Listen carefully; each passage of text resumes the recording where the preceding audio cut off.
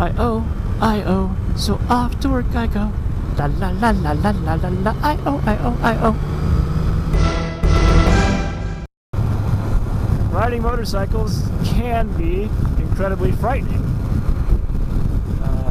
It is a dangerous sport. I don't know what this guy's doing. You want to stay in your lane, dude? That was rude.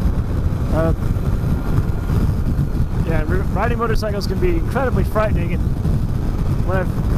so I haven't ridden regularly since probably the late 1990s. That was the last time I was like commuting to work all the time on a motorcycle. It was probably like 1999 on my ZX7R, and that was a lot of fun. So, you know, as I record this, it's 2016, so long time ago. I did have a GSX-R 750 in 2001 that I owned for a few years, and I rode that one in the canyons all the time, but I didn't really commute on it because I worked 60 miles away, and that was just too far. So, although I did, you know, commute here and there on it, and that was fine. But I haven't done the hardcore traffic thing since really before everybody had cell phones. So it's a different world now. People don't pay attention. There is, to my mind, even more traffic in Los Angeles now than there was then.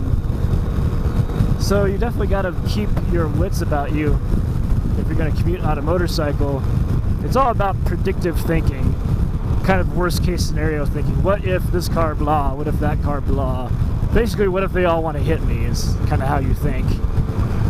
And you learn to identify high-risk cars, kind of like this yellow Prius. It's a professional taxi. These guys are driving for money, and they will do whatever they got to do to make the most amount of money. So you got to watch out for these dudes. They're also like, you know, trying to figure out where the next fare is, so they're usually not paying attention to where they're driving. See, he's looking down at his lap right now.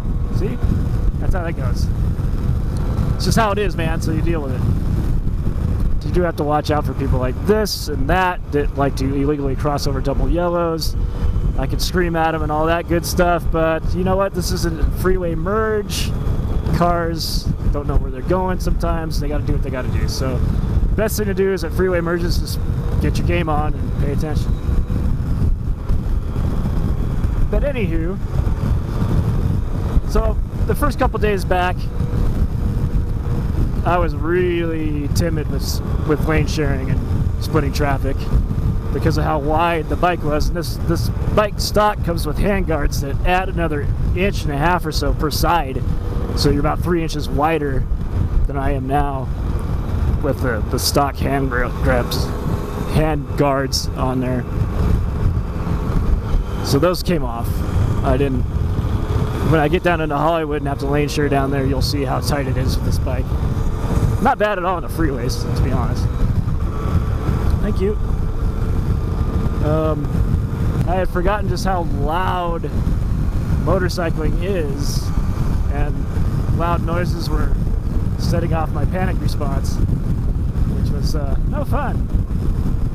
Oh, chick rider, hello, on a duck. Quack, she's on a monster, which is very cool. Hi. So yeah, it took me a while to get used to the wind noise. I ended up putting on this V-Stream shield, which helped with that. A little bit less buffeting. If I tuck down, there's like no noise at all, which is wonderful. But I'm not riding all day in a racer tech. So what I'll probably do, and the shield is in the up position. To be honest, I'll probably end up buying the touring version of the V-Stream instead of the sport touring that I've got on there now. And that should really take the noise down quite a bit.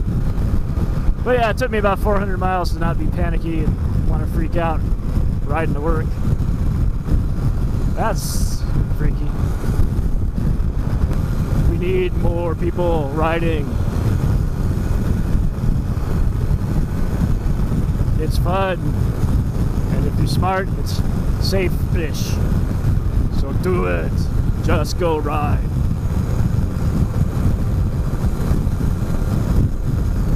In California, the only free state in the nation for motorcyclists, you can lane share.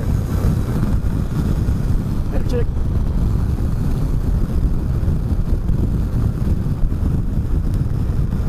This is an ex-police bike in front of me. Ah, you fucker!